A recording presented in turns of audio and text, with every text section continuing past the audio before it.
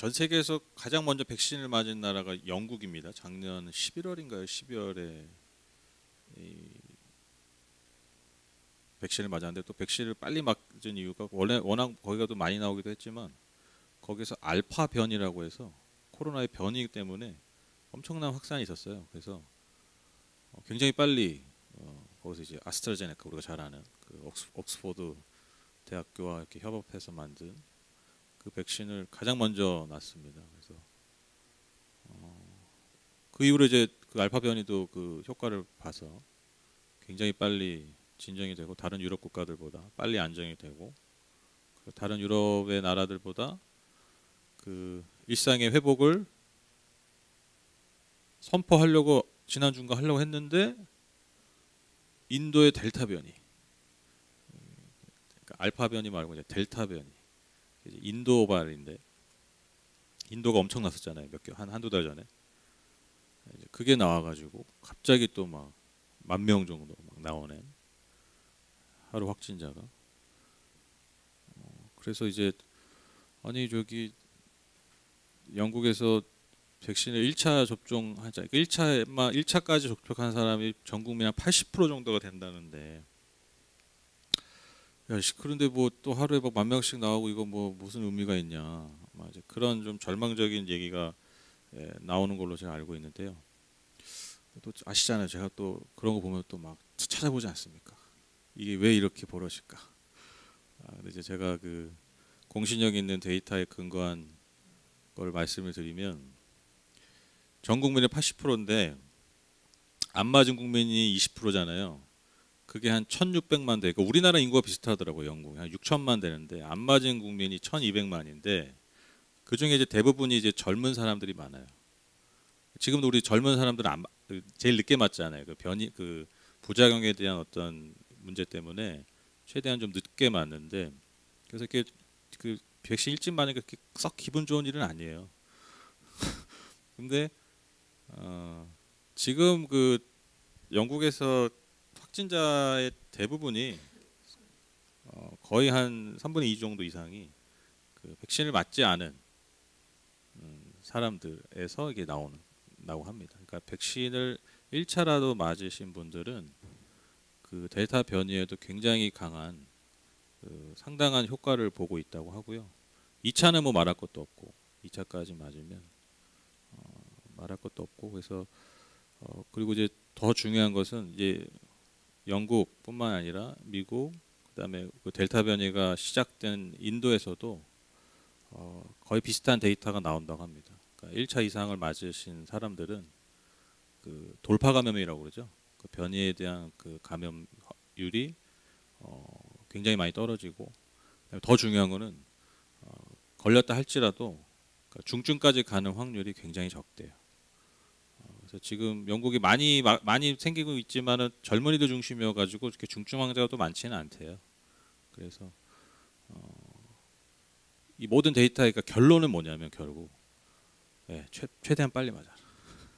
맞을 수 있을 때, 그러니까 내 차례가 올 때 미루지 마시고 그게 변이에 대한 그 걱정이 많은데 여러분 변이에 대한 어떤 것도 백신으로 충분히 그러니까 막을 수도 있고 또 거기에 대한 결국 중요한 게 중증으로 가냐 이게 사실 중요한 거거든요. 근데 이제 중증으로 가는 확률이 많이 낮다고 하니까요, 여러분.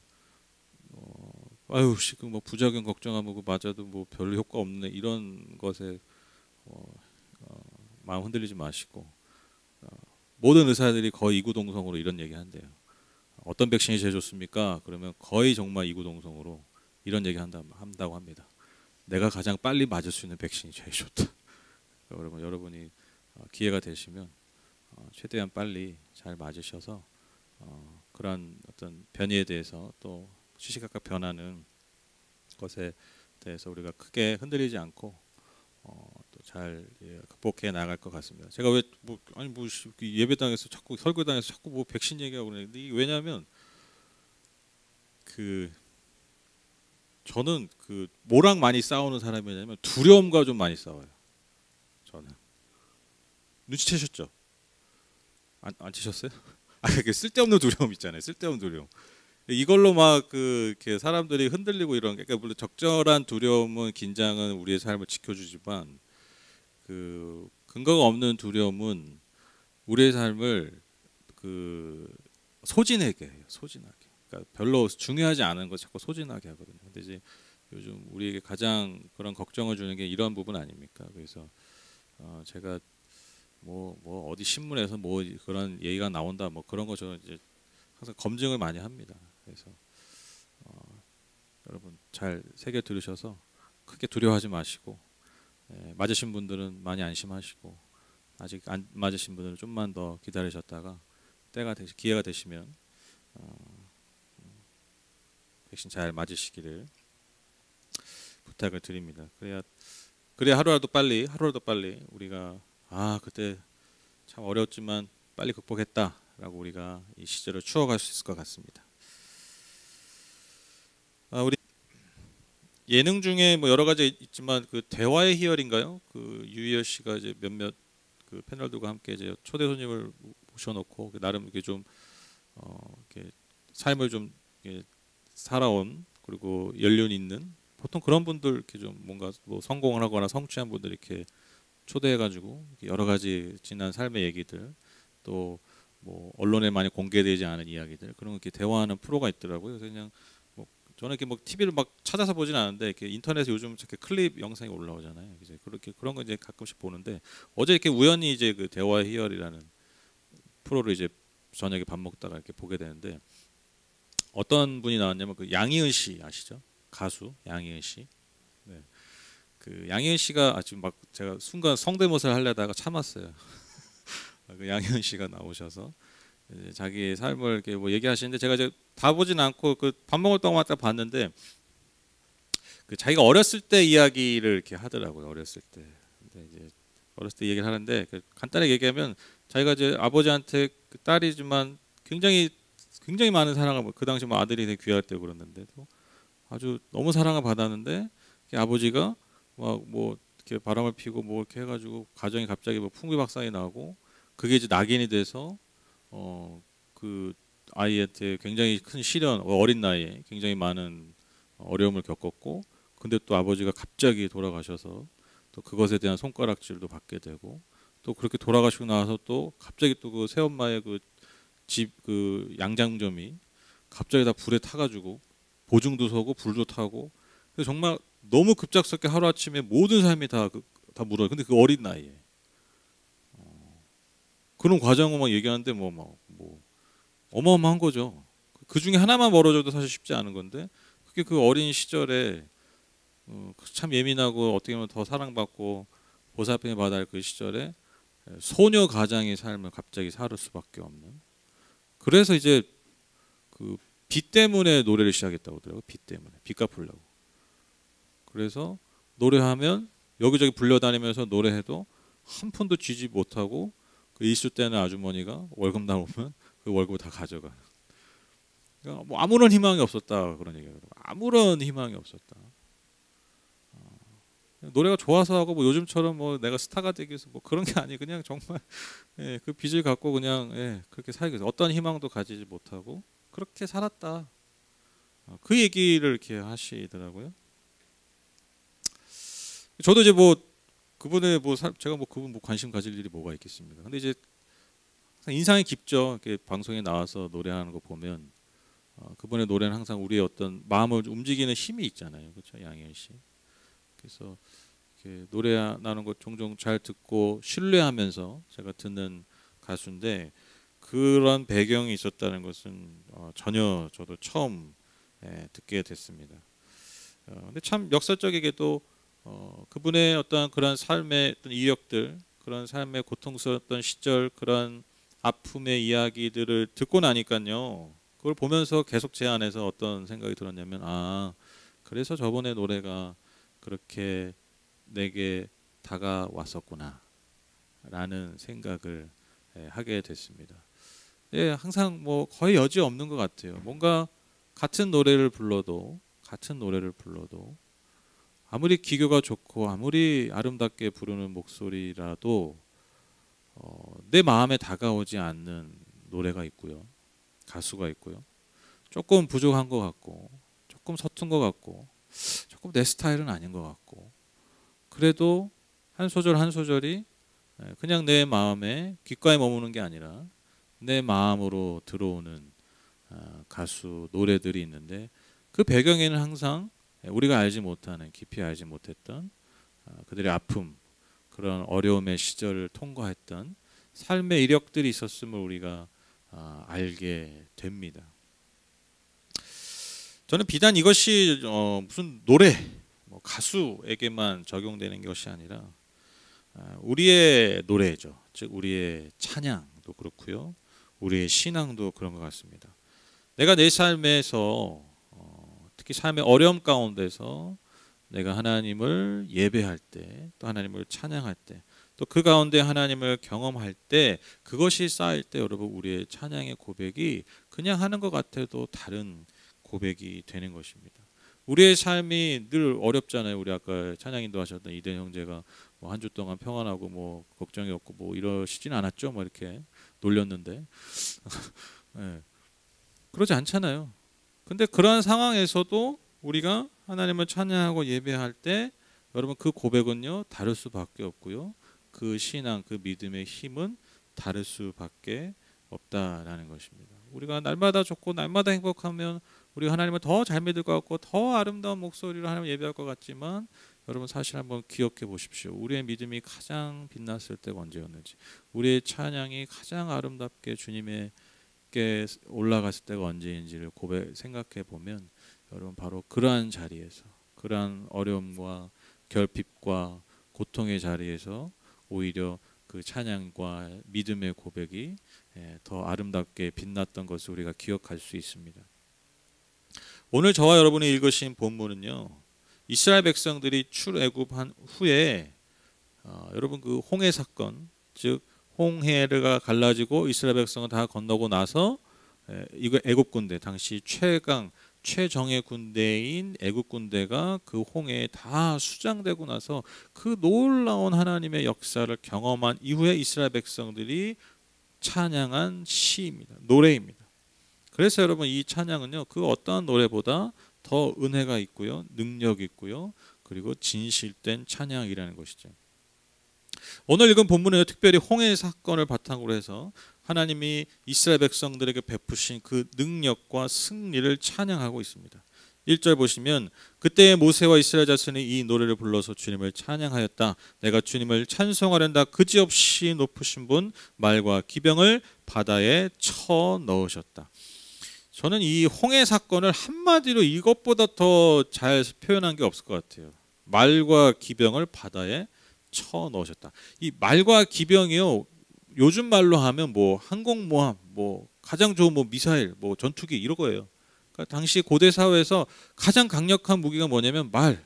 그러니까 어느 나라가 말이 많냐, 이 말이 많냐, 말이 많냐. 그리고 그 말 중에서도 기병, 그 기병 군대. 이거의 숫자가 여러분 그냥 게임을 끝내는 거예요. 게임 체인저입니다. 그러니까 그게 가장 많은 국가가 가장 강력한 군대인데 이스라엘 백성들을 쫓아온 게 애굽의 최강 그 말과 기병의 군대가 이스라엘 백성을 쫓아왔는데 세상에서 가장 강한 힘을 하나님이 홍해에 쳐넣으셨다는 거예요. 말과 기병을 쳐넣으셨다 이런 이미지가 아니라 세상에서 가장 강해 보였던 그 힘을 하나님께서 한순간에 바다에 어떻게 하셨다고요? 쳐넣으셨다. 표현이 참 기가 막히죠. 이것만큼 여러분 한마디로 홍해 사건, 그 홍해 사건의 어떻게 보면 통쾌함, 그리고 그 역전의 희열을 여러분 이것만큼 잘 표현한 게 없는 것 같습니다. 이어서 2절에 뭐라고 고백하냐? 주님은 나의 힘, 나의 노래, 나의 구원, 주님이 나의 하나님이시니 내가 그를 찬송하고 주님이 내 아버지 하나님이시니 내가 그를 높이련다. 우리를 구원하신 분이 하나님이 어떤 하나님입니까? 야훼 하나님이시죠. 근데 그 야훼 하나님이 이스라엘 백성들에게 뭐가 되셨다는 거예요? 첫 번째로 뭐라고 고백합니까? 나의 힘이셨다. 그리고 나의 노래가 되셨다. 세 번째로 나의 구원이셨다라는 거예요. 또 이어지는 3절에서는요, 주님을 용사라고 표현합니다. 그러니까 우리를 위해서 싸우시는 전사, 용사라는 거예요. 신적 용사, 신적 전사죠. 그러니까 하나님은 나를 위해서 싸워주시는 용사시다, 전사시다. 그렇게 고백하고 있습니다. 4절 5절 보실까요? 바로의 병거와 그 군대를 바다에 던지시니 빼어난 장교들이 홍해에 잠겼다. 깊은 물이 그들을 덮치니 깊은 바다로 돌처럼 잠겼다. 그러니까 아무리 강한 군대여도 정말 돌이 막 그 물에 떨어지듯이 아무런 힘 없이 그렇게 속절없이 하나님의 능력 앞에 무릎 꿇을 수밖에 없었다라는 것이죠. 그러니까 애굽이라는 당대 최고의 부대의 힘, 그 권력이 하나님의 그 능력의 손에 의해서 바다에 그냥 마치 돌이 물에 빠지듯이 그렇게 사라졌다라는 거예요. 이런 엄청난 승리를 우리에게 주셨다라는 게 얼마나 여러분 통쾌하고 얼마나 놀랍고 얼마나 기쁘고 얼마나 감사가 나왔겠어요. 그렇죠? 그러니까 그게 주체가 안 되는 찬양의 고백이 여러분 오늘 이 찬양의 고백입니다. 그래서 여러분 이게 노래도 있잖아요. 우리 찬양에도 여호와는 힘과 노래 나의 구원이 되셨네. 엄청 오래된 노래인데 모르시나 보네요. 내가 주를 찬송하리. 네, 죄송합니다. 이런 찬양이 있어요. 뭐 새 찬양처럼 들으시는데 이 찬양은 되게 신나는 찬양이거든요. 저도 옛날에 찬양인도 할 때 이 찬양할 때 뭐 난리 났었어요. 뭐 너무 신나가지고 그때 그냥 곡이 신나서 신났어. 근데 지금 보니까 이거는 뭐 가만히 그 엉덩이를 붙여서 부를 수가 없는 찬양. 내가 그 입장, 내가 이스라엘 백성이라면 가장 힘이 없고 가장 연약하고 노예에 불과했던 우리였는데 아무런 무기가 어디 있어요? 무기가 그냥 뭐 양들 치는 막대기 뭐 이런 거밖에 없는 거예요.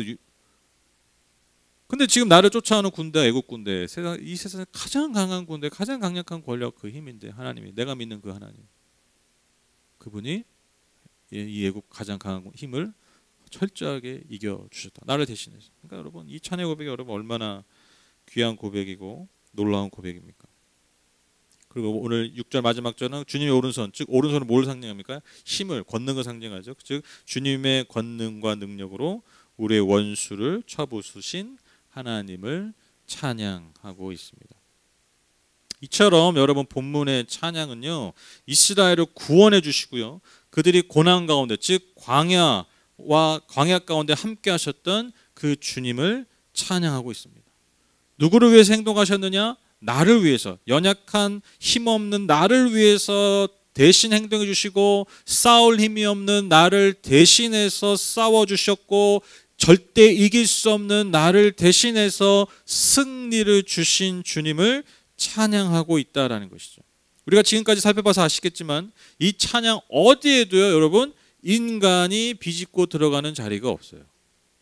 그렇죠? 이 뒤에도 이제 계속 찬양 고백 여러 가지 나오는데 여러분 다 보세요. 여러분 심지어 모세도요 한 구절 한 단어조차 없어요. 모세의 역할 뭐 그런 거 없어요. 우리의 뭐 신속한 이동 뭐 이런 거 없어요. 야, 우리가 그래도 야 저기 물속에서 빨리 저 홍해 빨리 건너지 않는 뭐 이런 거 없어요. 철저하게 우리에게 베푸신 구원은 하나님께서 이루어 주신 것임을 고백하고 있습니다. 그러니까 여러분 구원이라는 게 그렇잖아요. 예수께서 우리에게 주신, 하나님이 보내신 그 하나님의 아들 예수 그리스도를 통해서 우리에게 주신 그 구원이라고 함은 여러분 우리가 해줄 수 있는 수준의 것이 아니라는 거예요. 그렇죠?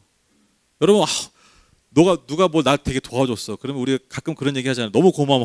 네가 날 구원해줬어. 막 이런 얘기 하잖아요. 그렇죠? 네가 나의 구원자야. 가끔 그런 표현을 하잖아요. 그렇죠? 근데 여러분 그런 거는요, 그런 구원은요, 인간이 나보다 힘이 있고 나보다 다른 능력이 있는, 내게 필요했던 능력이 있는 사람에게 할 수도 있는 그 정도의 도움이죠. 그러나 여러분 하나님이 우리에게 베풀어 주신 구원은요, 그런 수준의 구원이 아니라는 거예요. 어떠한 인간도 해낼 수 없는 거예요. 어떠한 힘도, 어떠한 권세도, 어떠한 능력도 우리에게 줄 수 없는 것이 하나님이 우리에게 주시는 구원, 그 구원의 은혜라는 것입니다. 여러분 그래서요, 하나님께 소망이 있다라는 의미가 뭐냐면, 하나님께만의 소망이 있다, 이게 뭐냐면 무슨 종교적인 수사가 아니에요. 주님께만 소망이 있습니다 이러는 게, 야 세상에 소망이 하나도 없어, 뭐 세상에 건질 게 하나도 없어, 하나님께만 소망이 있어, 무슨 이런 세상과 하나님을 분리하는 말이 아니에요. 하나님께만 소망이 있다는 게 뭐냐, 우리를 궁극적으로 구원하시는 은혜와 능력이 누구로부터만 올 수 있다는 거예요. 하나님으로부터만 올 수 있다는. 아니 여러분 세상에서도 힘이 있죠. 그렇죠? 우리 그거 누리고 살잖아요. 그렇죠? 여러분 만약에 예배를 딱 드는데 갑자기 전기가 확 나갔어요. 여러분 역시 주님만이 힘이셨습니다. 이런 얘기하고 있으면 안 되죠. 그건 약간 종교적인 거잖아요. 그거는. 그런 말을 하는 게 아니에요. 주님이면 소망만이. 주님만이 소망이시다는 그런 의미가 아니에요. 아니 전기가 나갔으면 전기가 들어오게 해야지. 전기 기술자 불러야죠. 그렇죠? 전기가 나갔을 때 우리의 소망이 누굽니까? 전기 기술자예요.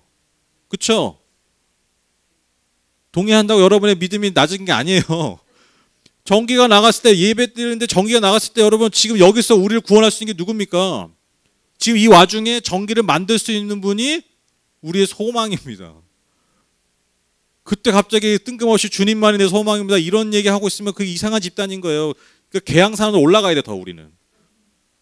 계양산, 밑자락이 아니라 계양산에 더 올라가가지고 거기다 뭘 세워야 돼. 거기서 모여야 되는 사람들이 그런 얘기를 하고 있는 사람들이에요. 그 얘기가 아니에요. 이스라엘 백성들이 하나님이 우리에게 베푸신 구원과 그 은혜를 찬양한 게 주님이 나의 구원이십니다. 다른 게 아니에요. 우리의 궁극적 소망, 어떠한 인간도 어떠한 힘도 어떠한 권세적, 심지어 어떠한 훌륭한 리더, 심지어 모세도 우리에게 준 것이 구원이 아니라는 거예요. 누구만 주신 거래요? 하나님만이 주신. 그러니까 여러분 하나님이 우리의 진정한 소망이시라는 거예요. 우리가 세상의 것들을 좋아할 수 있죠. 그리고 당연히 의지하죠. 왜 의지를 못하겠? 아니 당연히 왜 의지 안 하겠습니까? 연약한 인간이기 때문에 우리가 무언가를 좋아하는 거 너무 당연한 거, 내 취향이 있는 거고요. 내가 무언가를 의지할 수 있습니다. 여러분 그렇게 하십시오. 의지하겠으면 의지해야죠. 아니 나이 들어가지고 지팡이 짚고 다니는데 갑자기 설교 듣고 은혜 받아고 지팡이 던지면 여러분 어떻게 돼요? 네, 넘어지시고 저기 자녀도 불러야 되고 택시 불러야 되고 저기 지팡이 찾아라 이렇게 되는 거예요. 그러나 우리가 무언가를 의지할 수 있고요. 무언가를 좋아할 수 있지만 내가 좋아하는 것과 내가 의지하는 것이 나의 찬양의 대상이 될 수는 없어요. 이 차이를 아시겠죠? 왜? 그것이 나를 진짜 구원할 수 없기 때문에. 나를 진짜 살릴 수 없기 때문에. 그것이 나의 진짜 궁극적인 소망이 될 수 없기 때문에. 그래서 여러분 우리의 찬양을 받으실 오직 한 분이 하나님이시다.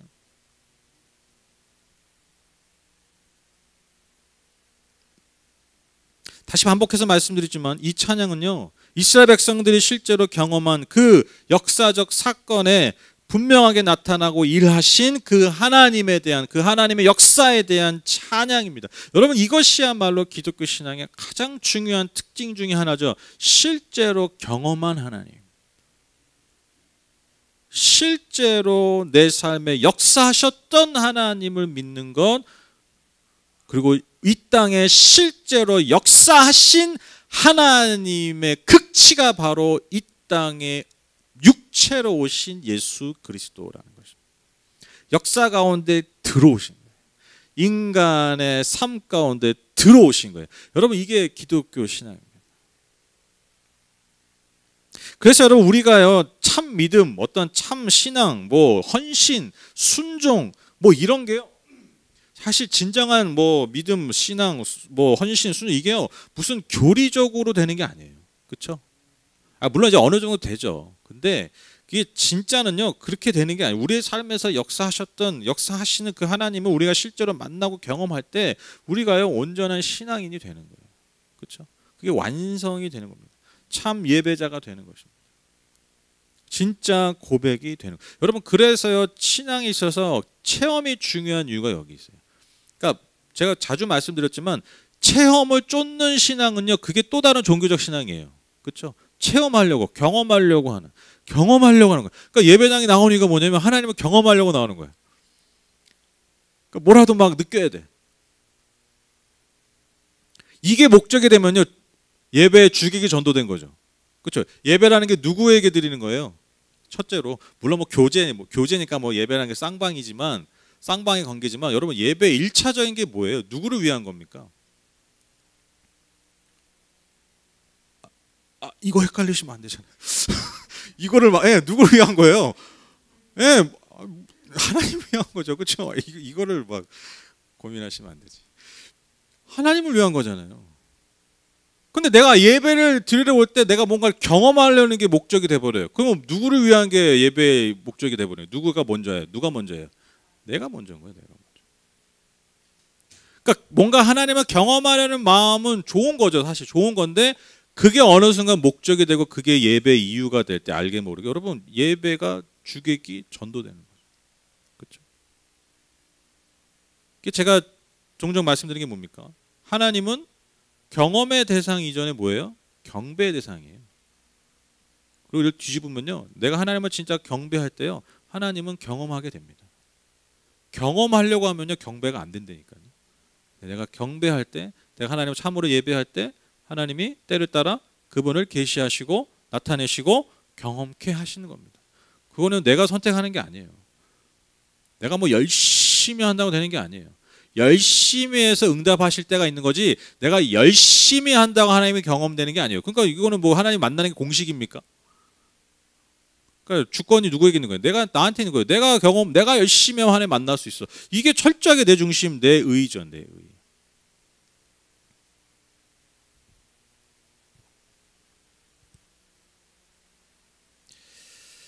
오늘 말씀은 그러면 저와 여러분 모두에게 한번 적용해 보시죠. 그러면 우리도 어떻게 하면 이렇게 하나님을 높이 예배하고 찬양할 수 있을까? 즉 우리의 삶에서 함께 역사하시고 일하신 그 하나님을 어떻게 우리가 이렇게 높이고 찬양할 수 있을까? 즉 우리는 어떻게 이런 하나님을 경험할 수 있을까? 한번 고민해보고 도전해 보시죠. 제가 이 질문을 그러니까 이러한 찬양의 고백을 나도 드리고 싶으니까요. 그런 생각을 해본 거예요. 그러면 이 질문을 그대로 한번 이스라엘 백성에게 다시 질문해보는 거예요. 그러면 그들은 어떻게? 그렇죠? 내가 이런 하나님을 경험하고 싶고 이런 하나님을 노래하고 싶은데 아니 그러면 이스라엘 백성이 이런 노래를 했잖아요. 그럼 이스라엘 백성들은 어떻게 이렇게 할 수 있었을까? 이스라엘 백성들의 모습을 통해서 제가 답을 찾을 수 있을 것 같았던 거예요. 어떻게 하면 그들이 어떻게 이런 하나님을 경험하면 찬양할 수 있었을까라고 그들의 삶을 그들의 모습을 통해서 답을 찾아보니까 답이 간단하게 나오더라고요. 간단하게. 여러분 이스라엘 백성들이 어떻게 이런 하나님을 경험했습니까? 이유가 하나예요. 그들이 아무것도 없었기 때문입니다. 아무것도 없었기 때문에. 여러분 이스라엘 백성들은요. 홍해가 갈라지기 직전까지 하나님을 의심하고 원망했어요. 그렇죠? 왜 우리를 지금 뒤에 막 앞에는 홍해고 뒤에는 지금 왜 지금 우리 끌고 나가가지고 여기서 우리가 만약 하나님이었다 그러면 어떻게 되는 거예요? 애국 군대 다시 돌려보내고 그냥 쓱 미는 거죠. 이스라엘 백성들을 홍해로. 이것들이 내가 10가지 제약을 통해서 여기까지 끌고 왔는데 아직도 안 믿어? 그러면서 이제 쓱 이렇게 홍해로 밀어넣으면 되죠. 그들이 뭔가를 잘해서 그들이 뭔가 하나님 앞에 이러한 기적을 받을 만한 존재였기 때문에 행위를 했기 때문에 그들이 이러한 은혜를 역사를 경험한 게 아니에요. 그냥 그들에게는요 아무것도 없었어요. 애국 군대를 이길 만한 힘도 없었고요. 심지어 하나님의 마음을 움직일 수 있을 만한 선함도 그들에게는 없었어요. 아무것도 없었어요. 여러분 그들은요 심지어 노래할 거리도 없었어요. 노래를 왜 합니까? 여러분 뭔가 여기서 말하는 노래는요 뭔가 그 희망적인 소망의 노래. 여러분 그들이 노래할 게 어디 있습니까? 지금까지의 경험이 온통 노예 생활이었고 지금 빠진 상황이 뭐예요? 이제 바다 앞에서 군대 내가 물에 빠져도 내가 죽는 거 아니면 저 군대의 칼에 의해 내가 죽는 거 그거밖에 없는 거예요. 노래할 게 어디 있겠어요? 구원받을 만한 선함이 그들에게 있습니까? 없죠. 그런데 그들이 뭐라고 고백하고 있습니까? 주님은 나의 힘, 나의 노래, 나의 구원. 주님이 나의 하나님이시다. 그들은 그들을 구원할 힘이 없었어요. 힘이 없었는데 누가 이제 힘이 되신 거예요? 주님이 나의 힘이 되셨죠. 말할 수 없는 고통의 나날이었기 때문에 그리고 지금 처한 상황이 너무나 극심한 고통과 어려움이었기 때문에 그들은요 부를 노래, 부를 소망이 없었어요. 그런데 주님이 그들의 노래가 되셨습니다. 그래서 그들은요, 그들을 구원할 수 있기는커녕, 구원을 말할 수 있기는커녕 정말 죽음을 살 수밖에 없었다. 매일매일이 죽음, 매일매일이 구원의 소망이, 매일매일이 죽음을 살 수밖에 없었다. 그리고 지금 실제로 죽음 앞에, 죽음이 턱 밑까지 올 수밖에 없었던 그들의 존재였지만 지금 무엇을 노래하고 있습니까? 하루아침에 주님이 나의 구원이십니다 라고 노래하고 있습니다. 그러니까요, 여러분, 정말 그들은요, 힘이 없었고요, 부를 노래가 없었고요, 구원을 말할 수 없는 존재들이었다. 자, 즉 아무것도 없었어요. 정말 아무것도 없었기 때문에 오히려 하나님이 그들을 향해서 그분의 은혜와 자비를 베풀어 오셨습니다. 그들의 힘이 되어주셨어요. 그들의 노래가 되어주셨어요. 그들의 구원이 되어주셨습니다. 그들의 하나님이 되어 주셨습니다.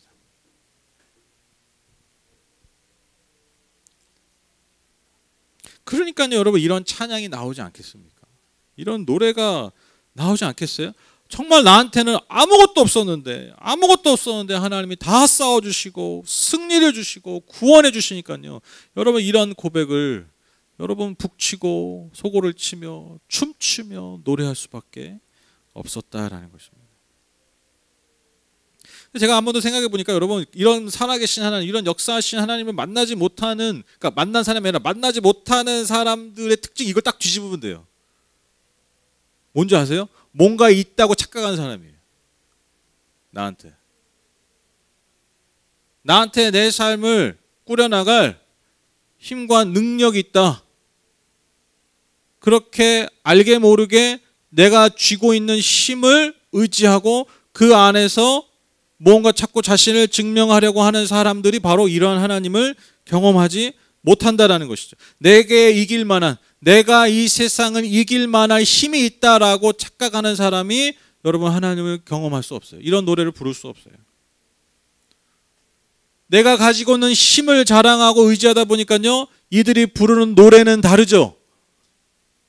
알게 모르게 늘 내가 가진 힘을 노래합니다. 내가 가진 것을 찬양합니다.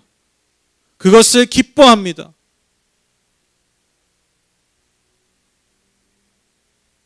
그리고 내 안에 하나님의 은혜를 받을 만한, 하나님의 도우심과 하나님의 구원을 받을 만한 선함이 있다라고 착각하는 거예요. 하나님이 나 구원하실 만하지. 하나님이 나를 좋아하실 만하지. 하나님이 나를 쓰실 만하지. 그렇게 착각하고 있는 자는 이런 노래를 부를 수 없어요. 이런 하나님을 만날 수 없습니다. 자, 그래, 그럼 노 목사, 그래, 뭐, 그래, 찬양 하나 제대로 부르자고 그러면 다 버리라는 얘기냐? 지금 그렇게 결론이 나는 것 같죠, 그렇죠? 무슨 뭐 찬양 하나 제대로 불러보자고 뭐 그럼 다 내가 가진 힘과 지혜, 뭐 의지 다 갖다 버려, 뭐 이런 얘기냐? 이런 얘기겠습니까? 제가 다 버리고 내가 가진 거 뭐 다 버리고 아무것도 없이 이제 예배드려 나와라, 뭐 이런 얘기가 아니죠, 그렇죠? 여러분, 저와 여러분 삶에요, 사실 우리가 늘 감추고 있지만 늘 뭔가 부족하잖아요, 그렇죠? 그렇죠? 뭐 강한 척 하지만 여러분, 강한 척 많이 할수록 부족한 게 많은 사람이에요. 왜 강한 척 많이 하겠어요? 내 결핍을 가리기 위해서예요. 내 연약함을 가리기 위해서예요. 진짜 강한 사람은요, 자기의 연약함을요, 네, 그렇게 가리지 않아요.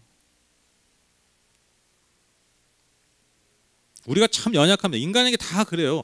뭐 다 똑같습니다. 아유, 뭐 저기 잘 먹고 잘 사는 사람 똑같더라고요. 그런데 여러분, 우리가 다 연약하고 부족하지만 여러분, 신앙인이 다른 게 뭡니까? 이게 중요한 거예요. 그러니까 이게 핵심이에요. 신앙이 중요한 게 뭡니까? 우리가 하나님 믿는다는 게 뭡니까? 우리에게 없는 것, 우리가 약한 것, 우리가 아픈 것을 통해서 좌절하고 낙심하고 수치를 느끼고 숨기는 게 아니라, 오히려 내가 없을 때, 내가 약할 때, 내가 아플 때, 내가 좌절할 때 여러분, 그 자리에서 우리가 살아계신 하나님을 만나는 거예요. 그것을 오히려 더 소망하는 거예요. 이게 그리스도인이죠. 이게 다른 거예요. 이게 바울의 고백처럼 내가 오히려 약할 때 그것이 곧 강함이라라고 고백하고 선포할 수 있는 그리스도인들의 특권입니다.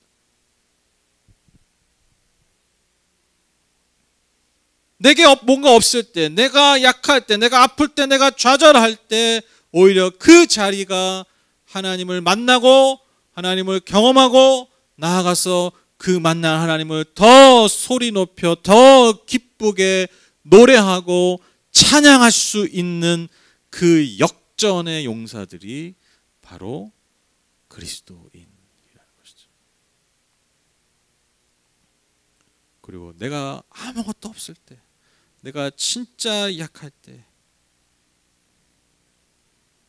그때야말로 하나님이 진짜 역사하시는 순간이라는 것입니다.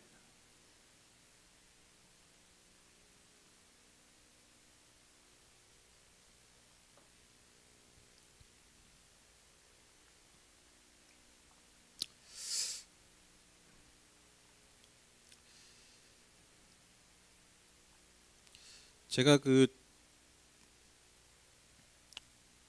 지난주 금요일 날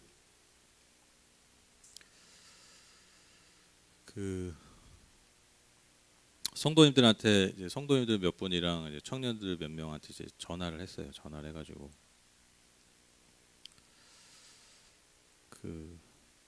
어떤 분들한테 전화했냐면 이제 여기 계신 분들은 전화를 받으신 분이 없죠. 왜냐하면 교회 나오시니까. 제가 이제 전화한 분이 어떤 분들이냐면 이제 교회 못 나오시고 오랫동안 교회 못 나오신 분들한테 제가 이제 전화를 드렸어요. 청년 몇 명한테도 이제 전화를 하고 제가 첫 마디가 뭐였냐면 너무 죄송하다고 그랬어요. 너무 죄송하다고. 왜냐하면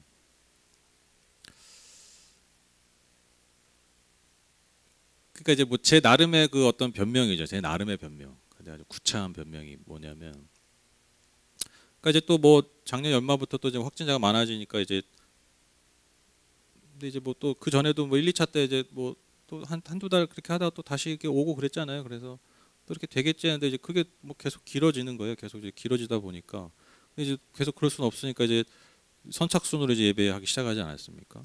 그래서 이제 선착순 이제 나오니까 이제 어느 또 지나니까 또 선착순 나오시는 분들이 정해지잖아요. 이렇게 그렇죠. 지금 이제 고정 멤버가 또 생겼어요. 그러니까 이제 나뉘더라고요. 어느 순간 딱 이렇게 선착순 예배 나오시는 분. 제가 이제 요즘 그래서 문자 안 보내잖아요. 뭐 선착순 뭐 신청하십시오. 그러니까 뭐 똑같아요. 그러니까 거의 매주 똑같아요. 그래서 이제 제가 어느 순간 이제 보내지도 않아요. 그래서 이제 그러다 보니까 이제 그게 이제 시간이 지나다 보니까 안 나오신 분한테 이제 연락을 좀 드려야 되는 걸 느끼는데 이제 또 이렇게 드리면 또 제가 이제 몇몇 분들이 이제 어떤 상황이 있어서 못 나오시는 걸 제가 알고 있는데 괜히 이렇게 또 전화 가지고 이렇게 교회 나오라고 자꾸 부담 드리는 것 같아가지고 근데 이제 그래도 했어야 돼. 그걸 이제 이게 안 해도 이제 계속 하니까 이제 계속 타이밍이 이제 늦춰지니까 그러니까 이제 더 못하는 거예요.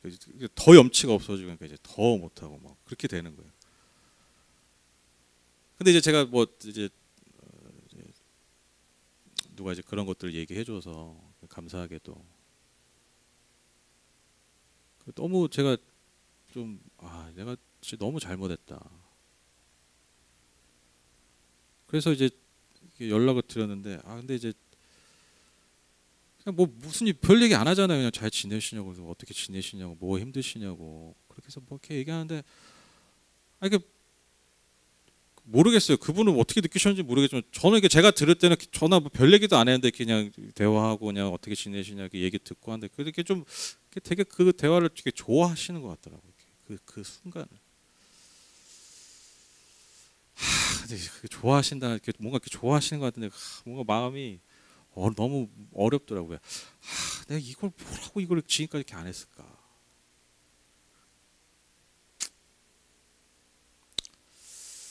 뭐 그거 대단하다고 참. 그래서 이제 하루에 다 할 수는 없으니까 또 내일 해야지 했는데 또 내일이 토요일이잖아요. 못했어요. 왜 못했을까요? 주일 전날이라 또 교회 나오라 그래. 그러니까 제가 이런 놈이에요. 그래서 지금 전화 못 받으시면 시험 들지 마시고 다음 주에 할 거예요. 아니, 또 다음 날 또 토요일 날 하려고 보니까 또 토요일이니까 또 전날이니까 또 아유 또 제가 교회 나오라고 또 이제 연락 돌리는 거예요. 그럴 것 같아가지고 그래도 못 또 안 했어. 제가 좀 성격이 이상해요.